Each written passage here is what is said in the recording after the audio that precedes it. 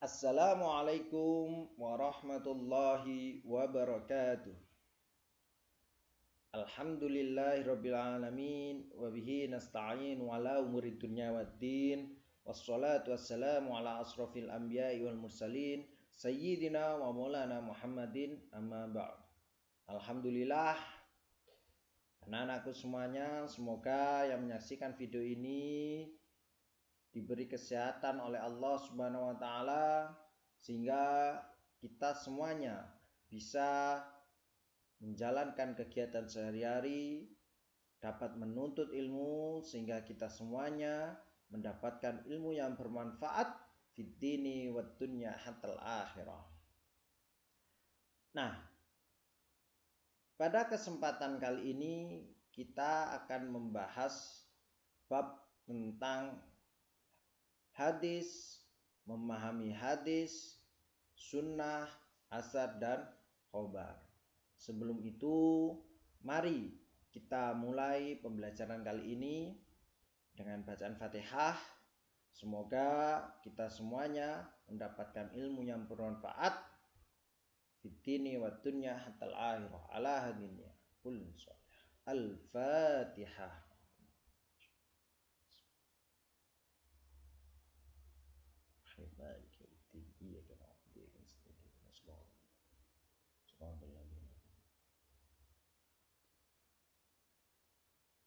Baik, anak-anakku semuanya, sebelum kita mulai pembahasan tentang bab kali ini, maka akan saya sampaikan pada bab ini bahwa bab ini mempunyai tujuan pembelajaran, yaitu bagaimana peserta didik itu dapat menjelaskan, membedakan, dan mengidentifikasi persamaan antara hadis, sunnah, khobar, dan asar.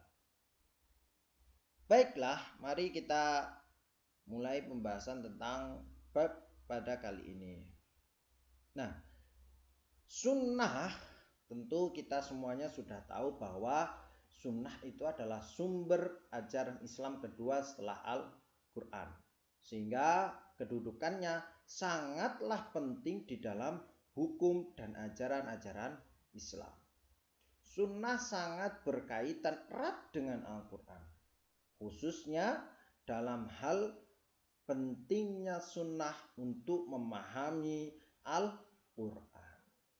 Ini perlu kita pahami semuanya sehingga kita merasa bahwa kita belajar tentang sunnah itu penting, ya, karena selain Al-Quran sebagai sumber hukum utama kita, pedoman hidup utama kita, lalu yang kedua itu adalah sunnah.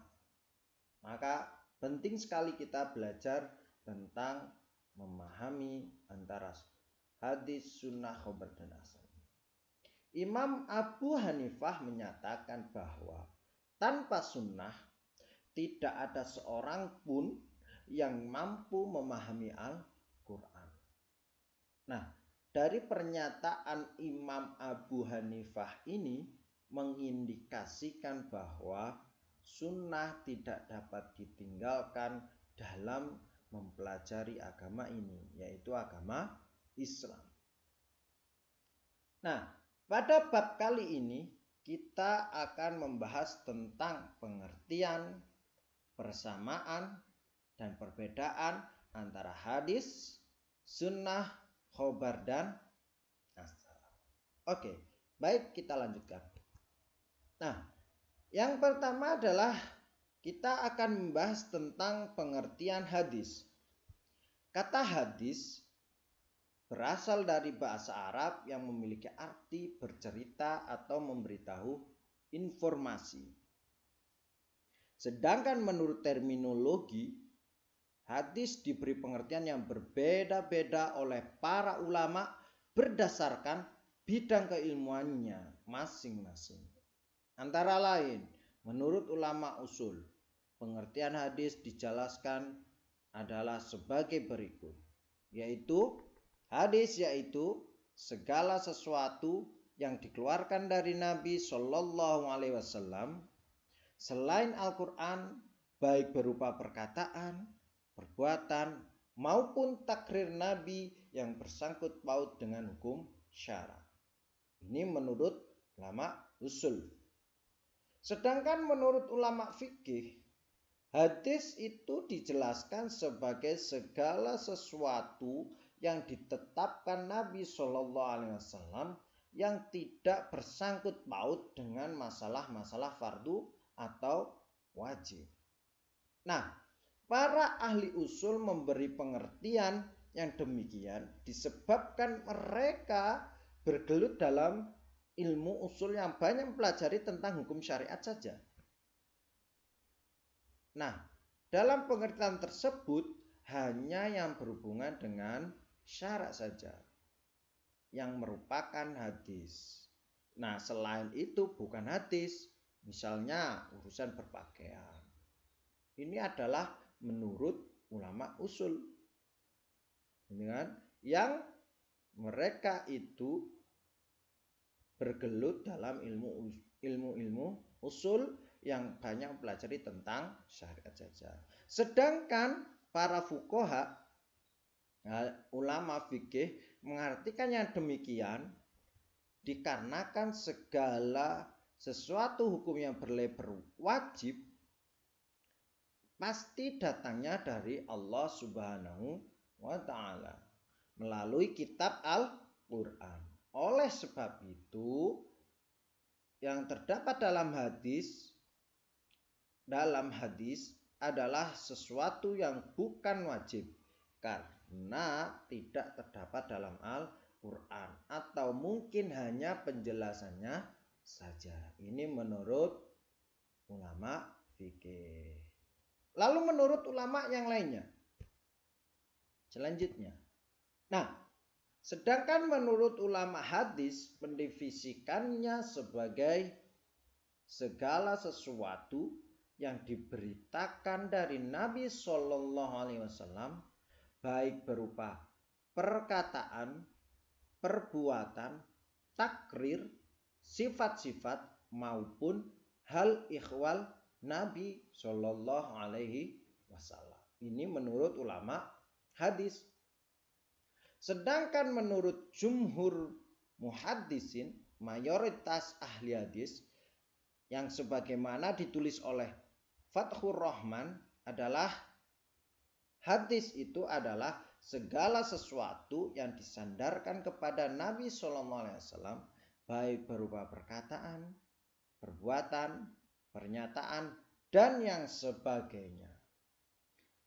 Nah, perbedaan pengertian antara ulama usul dan ulama hadis di atas itu disebabkan adanya perbedaan disiplin ilmu yang mempunyai pembahasan dan tujuan masing-masing. Ulama usul membahas pribadi dan perilaku Nabi Shallallahu Alaihi Wasallam sebagai peletak dasar hukum syarak yang dijadikan landasan ijtihad oleh kaum mujtahid di zaman sesudah beliau. Sedangkan ulama hadis membahas pribadi dan perilaku Nabi Shallallahu Alaihi Wasallam sebagai tokoh panutan atau pemimpin yang telah diberi gelar oleh Allah Subhanahu wa taala sebagai uswah wa qudwah, yaitu teladan dan tuntunan. Oleh sebab itu, ulama hadis mencatat semua yang terdapat dalam diri Nabi Shallallahu Alaihi Wasallam, baik yang berhubungan dengan hukum syarak maupun tidak. Sehingga hadis-hadis yang dikemukakan oleh ahli usul yang mencakup aspek hukum syarak saja adalah hadis sebagai sumber tasyri'. Sedangkan definisi yang dikemukakan oleh ulama hadis mencakup hal-hal yang lebih luas. Jadi, hadis adalah segala sesuatu yang disandarkan kepada Nabi Muhammad SAW, takrir baik berupa perkataan, perbuatan, takrir, sifat-sifat, keadaan, dan himmahnya. Takrir sendiri itu adalah perbuatan atau keadaan sahabat yang diketahui Rasulullah SAW dan beliau mendiamkannya atau mengisyaratkan sesuatu yang menunjukkan perkenaannya atau beliau tidak menunjukkan pengingkarannya.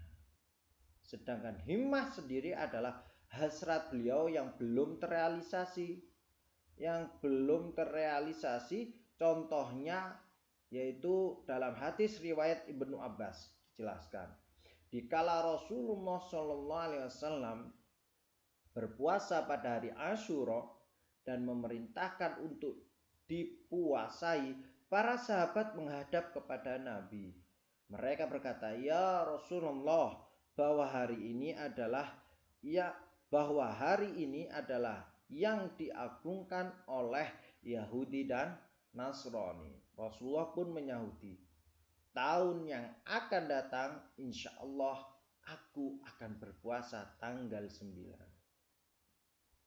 Ya, Rasulullah tidak sempat merealisasikannya disebabkan beliau telah wafat pada tahun berikutnya. Nah, menurut Imam Syafi'i bahwa menjalankan himmah itu termasuk sunnah. Tetapi Imam Syaukani mengatakan tidak termasuk sunnah karena belum dilaksanakan oleh Rasulullah SAW. Dari sini paham semuanya ya? Ini adalah tentang pengertian hadis. Oke. Nah, tugas pertama untuk kalian yaitu untuk bab ini adalah membuat peta kreatif. Ingat, peta kreatif sesuai pemahaman kalian pada penjelasan pertama pada bab ini. Ya. Jadi ikutilah penjelasan ini sampai selesai, lalu kalian membuat peta kreatif sesuai dengan pemahaman kalian pada bab ini. Ya. Ingat, peta kreatif. Jadi buatlah sekreatif kalian dan dikumpulkan melalui link yang telah saya bagikan. Ya. Oke, sudah paham itu ya. Jadi tidak usah melalui WA, tapi silakan dikumpulkan melalui link yang telah saya bagikan. Baiklah, mari kita lanjutkan penjelasannya. Selanjutnya adalah pengertian dari sunnah. Ya, di samping istilah hadis terdapat sinonim istilah yang sering digunakan oleh para ulama, yaitu sunnah. Lalu pengertian sunnah itu apa sih? Pengertian istilah tersebut itu hampir sama, walaupun terdapat beberapa perbedaan. Maka dari itu, saya kemukakan bahwa pengertiannya agar lebih jelas. Definisi sunnah dalam kitab As-Sunnah makanatuha fit tasyri' al-Islam adalah segala sesuatu yang dinukilkan dari Nabi Shallallahu Alaihi Wasallam, baik berupa perkataan, perbuatan, takrir, pengajaran, sifat, kelakuan, perjalanan hidup, baik sebelum Nabi diangkat jadi Rasul atau sesudahnya.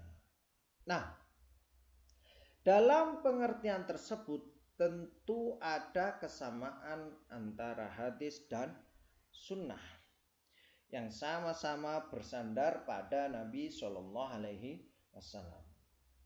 Tetapi terdapat kekhususan bahwa sunnah sudah jelas segala yang bersandar pada pribadi Nabi Muhammad baik sebelum atau sesudah diangkat menjadi Nabi.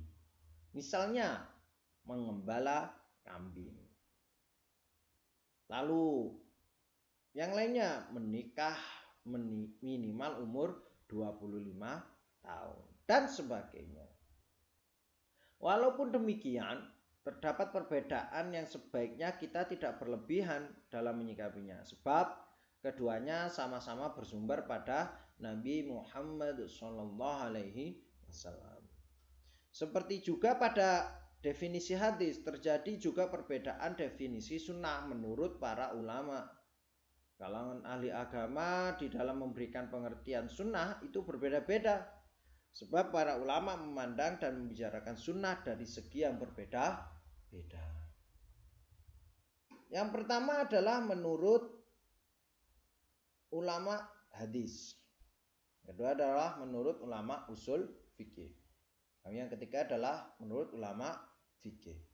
Menurut ulama hadis, pengertian sunnah itu meliputi biografi Nabi, sifat-sifat Nabi, baik yang berupa fisik, umpamanya mengenai tubuhnya, rambutnya, dan sebagainya, maupun yang mengenai psikis dan akhlak Nabi dalam keadaan sehari-harinya, baik sebelum atau sesudah bi'tsah atau diangkat sebagai Nabi. Nah, sedangkan menurut ulama usul fikih, ulama usul fikih memberikan pengertian bahwa sunnah adalah segala yang dinukilkan dari Nabi Muhammad SAW, baik berupa perkataan, perbuatan, maupun takrirnya yang ada sangkut pautnya dengan hukum. Yang ada sangkut pautnya dengan hukum. Ini menurut ulama usul fikih. Lalu menurut ulama fikih, sunnah itu adalah perbuatan yang dilakukan dalam agama, tetapi tingkatannya tidak sampai pada tingkatan wajib atau fardu. Jadi suatu pekerjaan yang utama dikerjakan. Atau dengan kata lain, sunnah ialah suatu amalan yang diberi pahala apabila dikerjakan dan tidak dituntut apabila ditinggalkan. Ini menurut ulama fikih. Itu adalah pengertian dari sunnah. Lalu selanjutnya adalah pengertian dari asar. Asar menurut lughat atau etimologi ialah dampak atau imbas sesuatu, atau berarti sisa reruntuhan rumah dan sebagainya. Nah, asar juga berarti nukilan atau yang dinukilkan. Sesuatu doa umpamanya yang dinukilkan dari Nabi dinamai doa maksud. Sedangkan menurut istilah atau terminologi terdapat dua pendapat mengenai asar. Yang pertama yaitu kata asar sinonim atau artinya sama dengan hadis. Lalu yang kedua, asar adalah perkataan, tindakan, dan ketetapan sahabat. Nah, jumhur ahli hadis atau mayoritas ahli hadis itu mengatakan bahwa asar sama dengan khobar juga hadis, yaitu sesuatu yang disandarkan kepada Nabi SAW, sahabat, dan tabi'in. Dari pengertian menurut istilah ini terjadi perbedaan pendapat di antara ulama. Menurut ulama Khurasan bahwa asar untuk yang mauquf yaitu yang disandarkan kepada sahabat, dan khobar untuk yang marfu yaitu yang disandarkan kepada Nabi SAW. Jadi asar merupakan istilah bagi segala yang disandarkan kepada para sahabat atau tabi'in. Tapi terkadang juga digunakan untuk hadis yang disandarkan kepada Nabi SAW. Apabila berkait misal dikatakan asar dari Nabi SAW. Contoh asar yaitu perkataan Hasan Al-Basri rahimahullah tentang hukum sholat di belakang ahlul bid'ah. Wa qala al-Hasan sallallahu alaihi bid'atihi. Ya.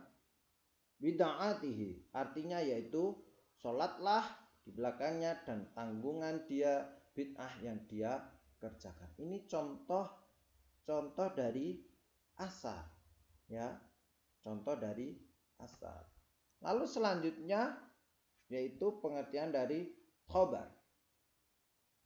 Nah, menurut bahasa, khobar itu adalah berarti an-naba, yaitu berita-berita. Sedangkan jamaknya adalah akhbar.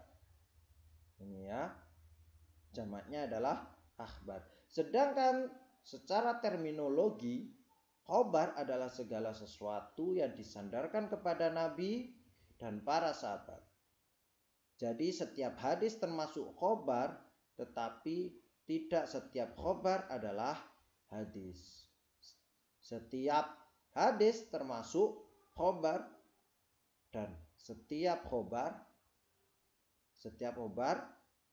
adalah tidak mesti menjadi hadis. Ya. Nih.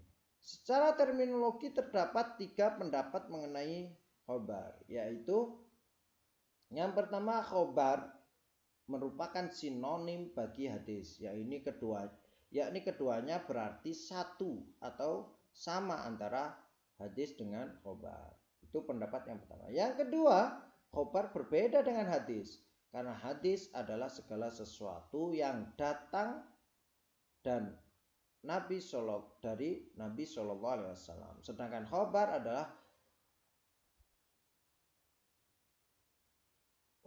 hadis adalah segala sesuatu yang datang dan Nabi Shallallahu Alaihi Wasallam. Nah, sedangkan khobar adalah segala sesuatu yang datang dari selain Nabi Shallallahu Alaihi Wasallam.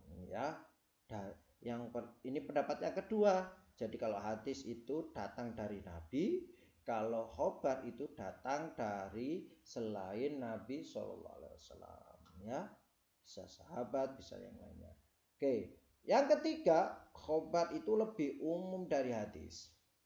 Karena hadis hanya datang dari Nabi saja, sedangkan khobar datang dari Nabi SAW maupun para sahabat. Ini pendapat yang ketiga. Jadi khobar itu lebih umum. Nah, dari pengertian hadis, sunnah, asar, dan khobar, semoga semuanya dapat memahami, ya. Oke. Nah, baiklah, pada akhirnya terima kasih telah menonton video ini sampai selesai. Jangan lupa tugasnya dikerjakan dengan baik dan dikumpulkan melalui link yang telah saya bagikan. Semoga kita semuanya mendapatkan ilmu yang bermanfaat di dunia sampai akhirat. Amin Allahumma amin. Kita akan lanjutkan pada pertemuan selanjutnya dengan pembahasan yaitu persamaan dan perbedaan dari hadis, sunnah, asar, dan khobar. Wabillahi taufiq wal hidayah, waridha wal inayah. Wassalamualaikum warahmatullahi wabarakatuh.